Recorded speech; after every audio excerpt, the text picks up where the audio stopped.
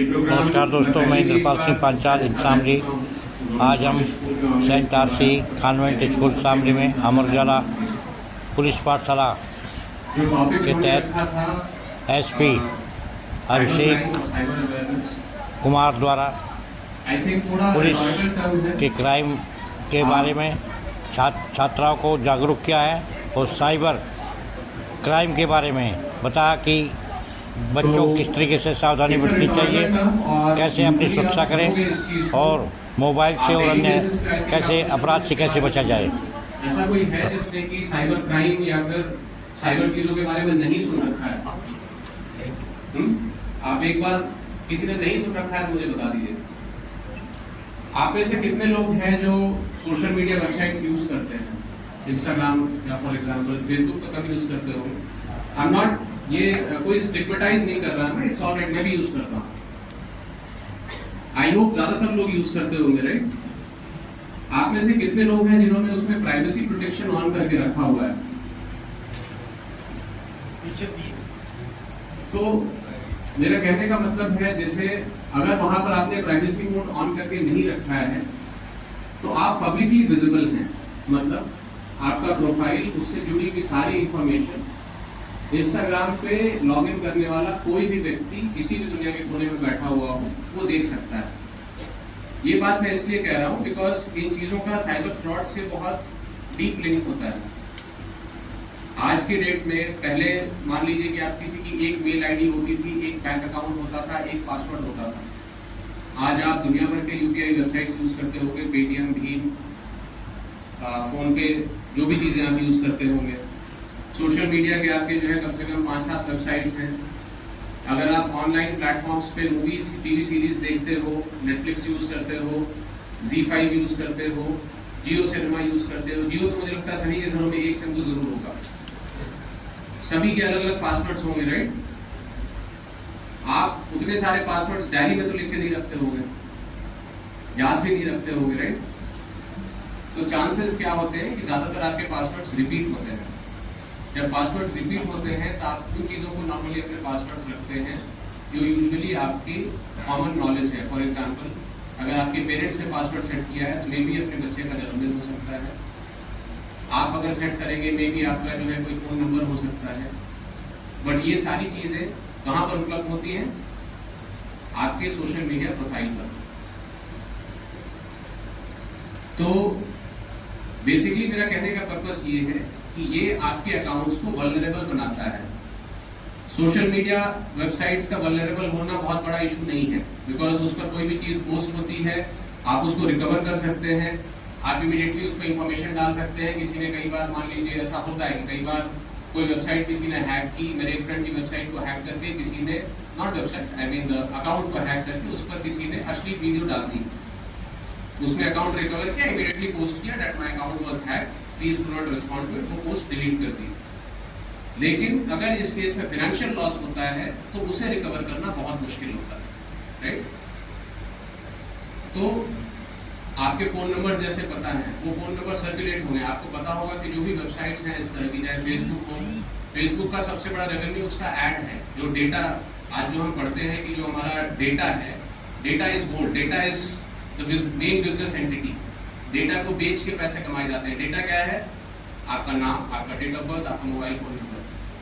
आप अगर एनसीआर में हैं तो चांसेस हैं कि आपके पेरेंट्स को आए दिन कॉल आते होंगे कि फला जगह देखिए रियल एस्टेट का इन्वेस्टमेंट निकला हुआ है, आप रुपया इन्वेस्ट कर दीजिए। How do they know their number?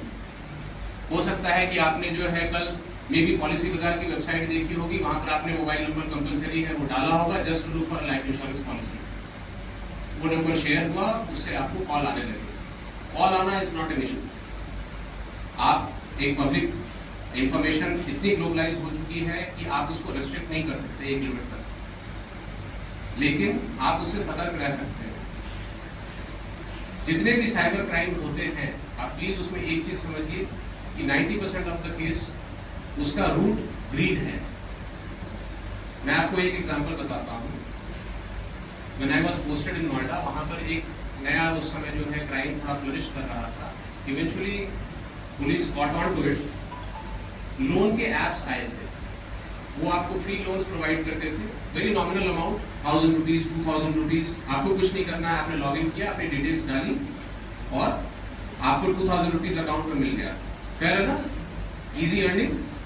But वो करते क्या थे कि उसके बाद हर ऐप को जब भी आप लॉग इन करोगे, आप सभी लोग एंड्रॉयड या फिर आईफोन जो है यूज जरूर कर चुके होंगे, मुझे लगता नहीं है कोई ऐसा होगा जिसने स्मार्टफोन नहीं यूज किया होगा।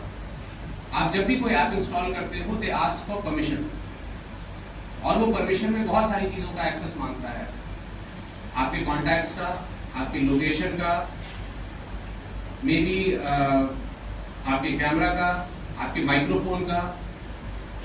तो माय पॉइंट इज कि अगर कोई लोन ऐप इंस्टॉल हो रहा है तो उसको आपके कॉन्टैक्ट से एक्सेस क्यों चाहिए? अगर उसे आपको लोन देना है तो उसको आपके कॉन्टैक्ट से क्या मतलब है? अब ये चीज आपके पेरेंट्स उसी तरह सोचें जैसे एक पुलिस वाला सोचता है, ये मैं एक्सपेक्ट नहीं करता, लेकिन आप उस एज में हैं जहां पर आप ये समझ लीजिए कि this is the age of digital revolution. तो आपको ये चीज पता होनी जरूरी है, क्योंकि इससे आपके ऊपर प्रभाव पड़ता है और ये आप ही की जिम्मेदारी है, क्योंकि आप वो टेक सेवी जनरेशन हो जिसने अपने स्कूल एज में जो है स्मार्टफोन्स को यूज करना सीखा है। मैंने भी जो है पहली बार फोन कॉलेज में जाके यूज किया था। I was around 18 years of age, but आज बच्चे जो है इवन 5-6 years of age, वो they have an exposure to mobile phone, they are comfortable with smartphones। तो इसलिए आपको ये चीजें एटलीस्ट एक बेसिक लेवल पे आपको जानकारी होनी चाहिए कि कोई अगर आपसे किसी चीज का एक्सेस मांग रहा है तो क्यों मांग रहा है। क्योंकि आज की डेट में ये फोन सिर्फ फोन नहीं है, phone basically it's for communication, right. एक मोबाइल डिवाइस है, आपने यहाँ से कॉल किया, किसी से बात कर ली, लेकिन फोन आपका जो है this is basically your wallet also. मेरी सारी बैंकिंग डिटेल्स इसमें सेव है, मेरे सारे पासवर्ड्स इसमें सेव हैं, तो उसको प्रोटेक्ट कैसे करना है ये भी मुझे पता होना चाहिए। आप लोग कंप्यूटर्स यूज करते होंगे, कंप्यूटर के क्लासेस में आपको एंटीवायरस के बारे में बताया जाता होगा। फोन में आप एंटीवायरस तो नहीं देखते ना, तो आप वहां किस पर ट्रस्ट कर रहे हैं? अगर आप एंड्रॉयड फोन यूज कर रहे हैं तो आप प्ले स्टोर पर ट्रस्ट कर रहे हैं कि जो ऐप वहां पर इंस्टॉल्ड है वो वायरस से फ्री होगा, गूगल ने इसको चेक किया होगा, बट गूगल ने मुझे ऐसा कुछ लिख के तो नहीं दिया है। द सेकेंड थिंग इज कि जब आप कोई भी ऐप इंस्टॉल करते हैं उसका एक बहुत लंबा चौड़ा एग्रीमेंट होता है, जिसको naturally it is a complicated document, आप उसको इजीली पढ़ नहीं सकते। सो ये बेसिक चीजें आपको जानकारी होनी चाहिए। फॉर एग्जांपल, जब आप इंस्टॉल कर रहे हैं कोई ऐप, वो किस चीज की परमिशन मांग रहा है, do I actually need that app और नॉट। ये खास करके गेमिंग एप्स में आपको विशेष रूप से ध्यान रखना चाहिए। There are many gaming apps जो I mean they might have even links to terror funding, हमें नहीं पता। तो everybody is using technology, चाहे वो अच्छा बंदा हो चाहे वो क्रिमिनल हो, right.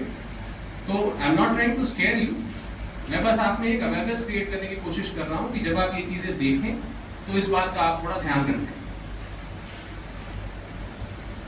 The second thing which I would like to say is कि सोशल मीडिया पे पोस्ट्स अब लोगों को अच्छा लगता है। सोशल मीडिया पे चाहे पोस्ट हो चाहे रील्स बनाना हो, there is no harm in that.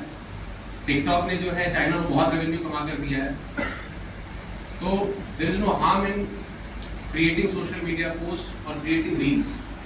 लेकिन पहली चीज कि इसके लिए आपको अपनी लाइफ को जोखिम में नहीं डालना चाहिए। You should not be doing stunts, because उसमें एक्सीडेंट्स जब होते हैं तो आपका फिजिकल नुकसान है, कानूनी नुकसान तो है ही। The most important thing is कि आपको ये चीज ध्यान में रखना जरूरी है कि क्या मेरा ओपिनियन है, और ओपिनियन प्लेस करते समय कहीं मैं कानून का दायरा क्रॉस तो नहीं कर रहा।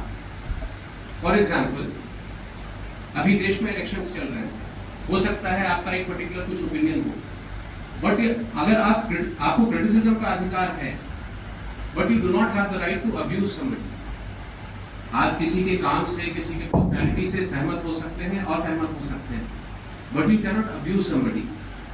सोशल मीडिया पे एक्सेसिवली अब्यूजिव पोस्ट बढ़ रहे हैं। People find it very easy, very casual to abuse to any extent. वो मुझे बताने की जरूरत नहीं है, वो लड़कों को भी पता होता है, लड़कियों को भी पता होता है। बट प्लीज रिमेंबर कि सिर्फ एक बंद कमरे में बैठ के मेरा भारत महान कह देने से आपका देश महान नहीं होता है। आज जो आप सोशल मीडिया पे पोस्ट कर रहे हैं, हर वो ऐप यूएस बेस्ड है, वो एनालाइज कर रहा है डेटा को, और अगर वो ये देखे that this percentage of youth in India is abusive, तो आपके देश की क्या छवि बनती है? तो ये चीज आपको सोचनी चाहिए कि जो आप कह रहे हैं वो आप बंद कमरे में नहीं कह रहे हैं, you are saying it on a public platform.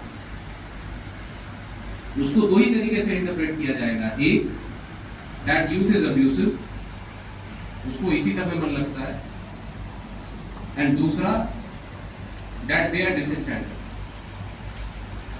तो ये चीज हमेशा आपके बैक ऑफ माइंड में होनी चाहिए। अच्छी एजुकेशन का यही प्रभाव होता है, that you should be able to distinguish कि जो मैं पब्लिक प्लेटफॉर्म पे कह रहा हूं, आदमी को लगता है कि चलो मैं पब्लिक फिगर नहीं हूं, I am a common man, but जो आप कह रहे हैं millions of people are seeing it. Suppose करिए कि पीएम साहब कोई पोस्ट करे या कोई दूसरा जो है बड़ा नेता कोई चीज या कोई बड़ा साइंटिस्ट किसी चीज को पोस्ट करे और उस पर कोई अब्यूजिव पोस्ट डाले, that post will be seen by millions of people, you can be assured of it. कई लोग कमेंट्स देखते हैं, एनालाइज करते हैं उसे। तो इस चीज का please be aware of it. वो ग्रेजुअली बिल्डअप होती है, लेकिन जब आप उसको अपनी कॉन्शियसनेस में लाएंगे दैट सोशल मीडिया ने आपको इतना एम्पावर किया है कि एज एन इंडिविजुअल भी आप अपने देश को रिप्रेजेंट करते हैं, तो वो जिम्मेदारी अपने आप आपके अंदर आ जाएगी। तीसरी चीज जो मैं कहना चाहूंगा दैट व्हाट्सएप पे कई सारे पोस्ट सर्कुलेट होते हैं, this is not particularly related to cyber crime, लेकिन साइबर वर्ल्ड से रिलेटेड है। उससे प्रभावित होने से पहले आप उस एज में हैं जहां पर इंक्विजिशन ज्यादा होता है, एक्सपीरियंस थोड़ा सा कम होता है। I am not saying this to denigrate you और योर थिंकिंग और योर एबिलिटीज, बट एक्सपीरियंस कम होता है, इसलिए इम्पैक्ट इमीडिएट होता है। तो जब भी आप कोई भी खबर व्हाट्सएप पर पढ़ते हैं रिगार्डिंग द स्मॉलेस्ट क्राइम और एनीथिंग, इसमें मीडिया की भी जिम्मेदारी होती है। आई हैव सीन पोस्ट जहां पर इंक्वायरी कंप्लीट नहीं होती और एक पर्टिकुलर नैरेटिव बिल्ड हो जाता है। इशू ये है कि सोशल मीडिया पर जब कोई नैरेटिव बिल्ड होता है, बिकॉज उसको हम एनालाइज अपने पर्सनल एक्सपीरियंसेस से करते हैं, तो अगर कोई करेक्ट पोस्ट बाद में आता भी है तो जरूरी नहीं है कि पब्लिक उसे एक्सेप्ट कर ले। हो सकता है कि वो सोचे कि नहीं ये तो डेलिबरेटली बाद में पोस्ट किया गया। तो माय पॉइंट इज, आपके पास मल्टीपल सोर्सेज हैं इंटरनेट को, please verify before reacting. Please उसे वेरीफाई किया कीजिए कि कोई सीरियस एलिगेशन है, वास्तव में सच है या नहीं। Coming back to the financial crimes, उसमें मैं एक ही रिक्वेस्ट करूंगा आप सभी लोगों से। ऑलमोस्ट फ्रीक्वेंटली मेरे पास 2-3 तरीके के क्राइम्स आते हैं। सबसे पहला जो मैं देखता हूं दैट इज नौकरी के नाम पे फ्रॉड। वो ऑनलाइन भी होता है और फिजिकली भी होता है। फिजिकली इन द सेंस, कोई बंदा आया and he offered somebody that okay तुम्हारी गल्फ कंट्री में नौकरी लगवा देंगे, थाईलैंड में नौकरी लगवा देंगे, फलां जगह नौकरी लगवा देंगे, and people pay him, maybe because naturally हर आदमी सोचता है एक नौकरी एक फाइनेंशियल सिक्योरिटी होती है। Please verify these things. और ये चीज जो है अपने पेरेंट्स में, अपने रिश्तेदारों में, अपने सर्कल में, ये आप ही लोग इस चीज को पहुंचा सकते हैं। बिकॉज आप खुद सोचिए कि अगर एक सर्टेन एज पे एक बंदा के पास फाइनेंशियल सिक्योरिटी नहीं है तो कितना डेस्परेट होगा कि उसके पास जो भी बची कुची सेविंग्स है, भले वो अपनी जमीन बेच के हो सके, वो किसी को पैसे दे दे रहा है। दूसरा तरीका जिससे ये होता है, आप कुछ सालों बाद इसको फेस करेंगे। देयर आर मल्टीपल वेबसाइट्स जो नौकरी के लिए आपका डेटा कलेक्ट करती है। फॉर एग्जाम्पल, जब हम लोग कॉलेज में थे उस समय monster.com और naukri.com रिसेंटली आए थे। आज के डेट में आपके पास लिंक्डइन है जहां पर ज्यादातर कंपनी के प्रोफाइल्स हैं, लोग कनेक्ट होते हैं, जॉब ऑफर्स उस पर सर्कुलेट किए जाते हैं। प्लीज इन चीजों को वेरीफाई कर लें। नौकरी के नाम पर भी ऐसे फ्रॉड्स हैं जैसे monster.com या naukri.com है। मैं आपको उसका एक एग्जांपल बताता हूँ। सपोज करिए कि यहाँ पर 100 लोग हैं, उन्होंने naukri.com पे अपनी प्रोफाइल बनाई that this is my so detail, ये मेरा ग्रेजुएशन है, ये मेरा डिप्लोमा है, I am looking for a job in this sector, this is my salary expectation. वो डेटा कंपनीज खरीदती हैं। दैट इज हाउ naukri.com या monster.com खुद को सस्टेन करते हैं और अपना बिजनेस इंश्योर करते हैं। जो कंपनी उनसे डेटा परचेज करती है उसके बाद वो उसमें प्रोफाइल देखती है, जो प्रोफाइल उनको लगता है कि इसे हम अप्रोच कर सकते हैं, उसे वो कंपनीज अप्रोच करती हैं, they negotiate and eventually they strike a deal that okay इस पैकेज पर इन्हें नौकरी दी जाती है। ये डेटा क्रिमिनल्स भी एक्सप्लॉइट करते हैं। क्रिमिनल्स इस तरह से करते हैं, they will spoof themselves and portray themselves as a company which does not exist, और वो आपको ऑफर करेंगे that okay आपका इंटरव्यू होना है नोएडा या गुड़गांव में, kindly send this much money to this place for interview charges. आप पहली बार पैसे भेजते हैं, they will say something else, okay आपका स्टे मैनेज करना है, ये मैनेज करना है, kindly send this much money again. अब हो सकता है आपके पास 5000 का फ्रॉड हुआ हो, लेकिन यही फ्रॉड अगर कई लोगों के साथ हो जाए तो आप उसका स्केल इमेजिन कर लीजिए कि क्या है। तो मेरा कहने का ये मतलब है, ऑलवेज ये इस चीज को हमेशा मान के चलिए that nothing comes for free. बिना मेहनत किए हुए आदमी को कुछ नहीं मिलता। ऐसा नहीं कि मेहनत ही गारंटी है, लेकिन मेहनत के बिना नहीं मिल सकता। तो इस चीज को साइबर क्राइम में हमेशा अपने ध्यान में रखिए। जो बार बार इस चीज को इन्फोर्स किया जाता है, बार बार जो है इस चीज को स्ट्राइक किया जाता है, do not share OTPs, do not share OTPs, वो इसीलिए कहा जाता है आपसे। Even the most commonest of data, जैसे आपका आधार है, आप सभी लोगों का आधार बना हुआ होगा। आप में से कितने लोगों को पता है कि उस डेटा के यूज को हम लॉक कर सकते हैं? दिस इज अनफॉर्चुनेट कि आप में से किसी को नहीं पता है। आप सभी लोग आज जाएं, uidai.gov.in उसकी वेबसाइट है, आप जाके उस पर चेक करिए, login, even you don't have to login, आप अपने बायोमेट्रिक डेटा को लॉक कर सकते हैं। लॉक करने का अर्थ ये है, आप जैसे जियो का सिम खरीदा जाता है, आप वहां पर थंबप्रिंट लगाते हैं, वो वेरीफाई करता है आधार के through that okay this is the person जो सिम खरीद रहा है, और आपको सिम इशू होता है। एक फ्रॉड यूपी में ऐसा आया था जिसमें कि आपको पता होगा कि जैसे जब भी प्रॉपर्टी का रजिस्ट्रेशन होता है रजिस्ट्रार ऑफिस में, वहां भी आपका बायोमेट्रिक यूज होता है, अंगूठा लगाया जाता है, और सेम चीज आपका जो है वो उस हार्ड डॉक्यूमेंट में भी लगाया जाता है, जो हिंदी में पनामा कहते हैं एक तरह से। उसको यूज करके अंगूठा बना के इवेंचुअली जो है किसी के साथ फ्रॉड किया गया। बट द पॉइंट इज वो फ्रॉड इसीलिए हो पाया because biometric was not locked. तो ये ऑप्शन आपको भारत सरकार देती है कि आप उस डेटा को लॉक कर सकते हैं जिस समय आपको आवश्यकता हो। हर आधार एक मोबाइल नंबर से जुड़ा हुआ होता है, या फिर उसके लिए इवन मोबाइल एप्लीकेशंस भारत सरकार द्वारा डेवलप किए गए हैं, एम आधार, आप उसे यूज कर सकते हो। You can temporary unlock it, और उसके बाद जब आपका काम हो जाए तो 15 से 20 मिनट में खुद ही लॉक हो जाता है।